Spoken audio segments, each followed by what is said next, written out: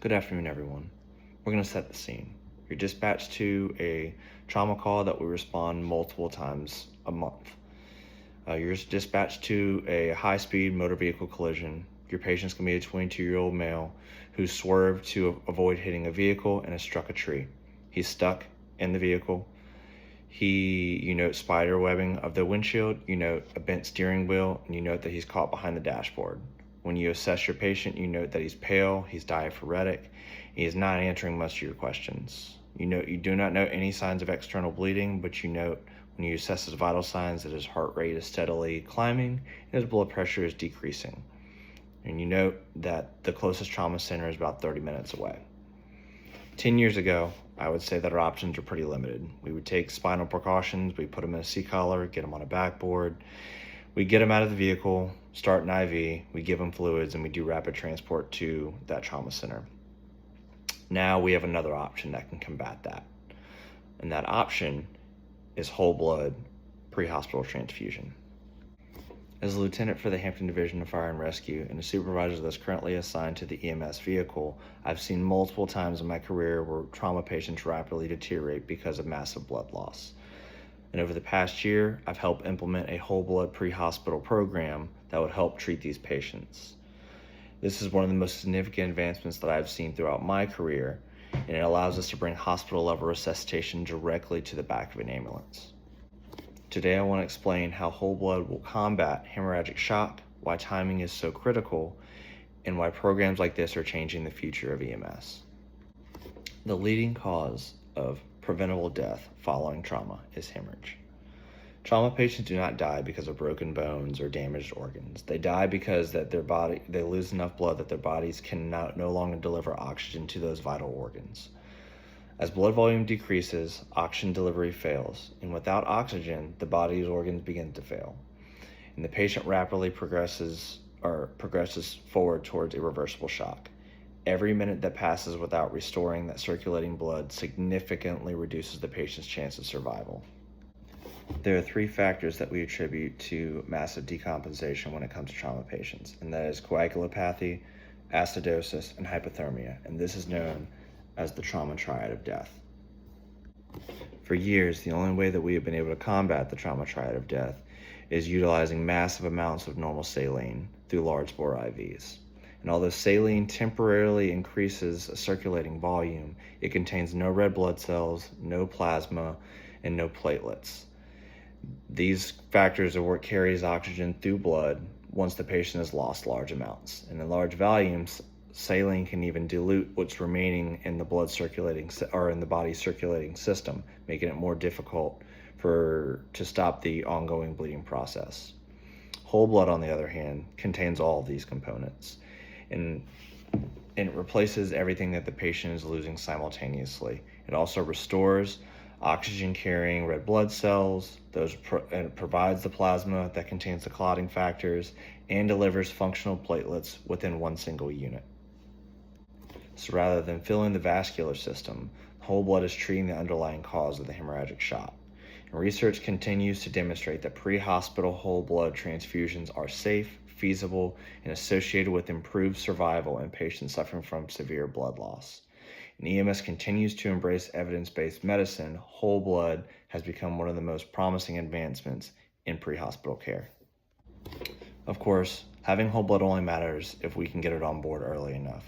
One of the most important concepts that they teach us in EMS is that time equals tissue, and tissue leads to survival.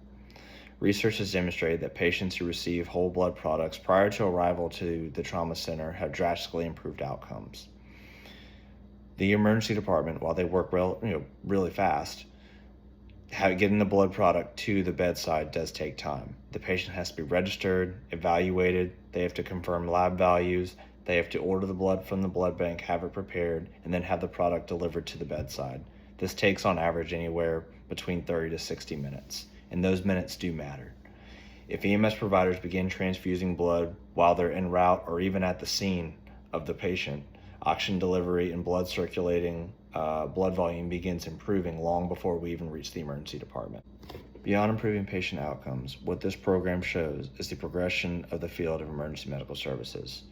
Today's EMS providers are doing skills in the field that were only known to be done in hospital systems 10 to 15 years ago.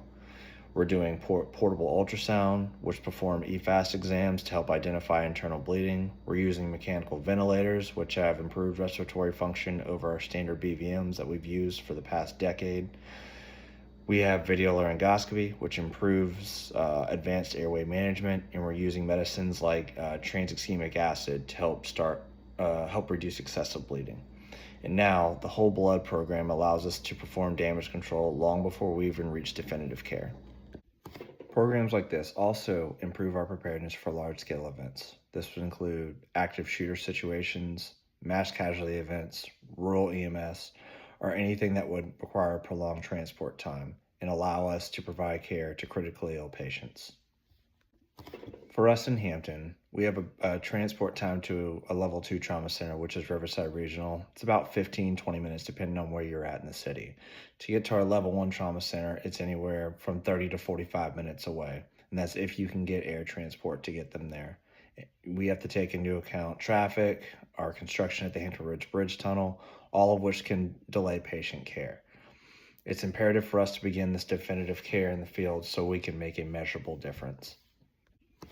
These advancements strengthen the collaboration between our EMS systems and our trauma centers, and also with our blood banks and our medical directors. Successful implementation requires training, quality assurance, inventory management, and continuous evaluation.